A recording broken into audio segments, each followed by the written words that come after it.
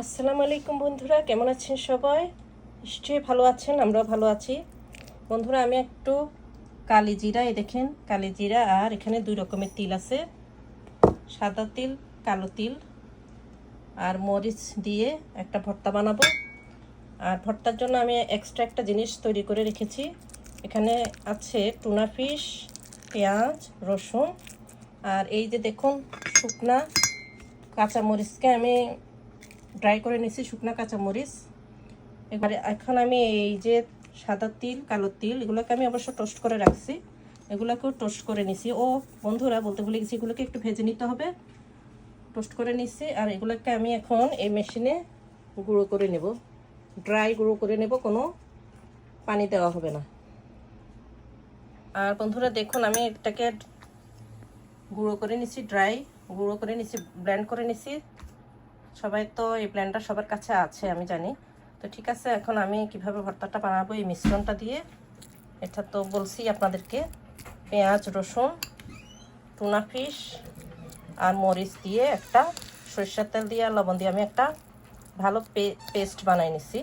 অবশ্য পেঁয়াজ, রসুন আর মাছটাকে আমাকে ভাজতে হয়েছে, ভেজে তারপরে পেস্ট বানাইছি। সবসময় ভেজে তারপরে পেস্ট বানাবেন, তাহলে অনেকক্ষণ। আমি এই যে সামান্য বানাবো, আমি আর আমার হাজব্যান্ডের জন্য পাউডারগুলো দিয়ে দিচ্ছি। সরি, পাউডারগুলো একটু আটকে গেছে, আমি একটু করে বানাবো, একটু নিচ্ছি সামান্য, শুধু দুজনে খাবো এই জন্য। আর এখান থেকে 1 টিস্পুন 2 টিস্পুন মিশাই দিছি, বাস। আর এগুলাকে আমি এখন ভালো করে মিক্স করে নিচ্ছি।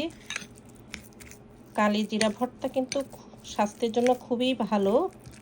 তো যাদের সর্দি কাশি কিংবা ঠান্ডার ভাব আছে সেটার জন্য খুবই উপকারী। আর যারা ডায়াবেটিস কিংবা কোলেস্টেরল আছে তারা এই ভর্তাটা খেতে পারেন, কারণ ডায়াবেটিস এবং কোলেস্টেরল যাদের আছে তারা এই ভর্তাটা খেলে তাদের ডায়াবেটিস নিয়ন্ত্রণে থাকবে, আবার কোলেস্টেরলও নিয়ন্ত্রণে থাকবে। তো বন্ধুরা দেখুন কালো জিরার ভর্তাটা কেমন হয়েছে, অনেক লোভনীয়, তাই না? আর এই কালো জিরা ভর্তাটা গরম ভাতের সাথে একটু আবার লেবু নিলে খুবই মজা হয়, লেবুটা নিলে অনেক স্বাদ লাগে, টেস্ট লাগে, খেয়ে দেখবেন খুবই ভালো লাগবে। আর মুখেও রুচি আসে গরমকালে, এই জন্য আমরা মাঝে মাঝে কালো জিরা ভর্তা বানাই। তো সবাই ভালো থাকবেন বন্ধুরা।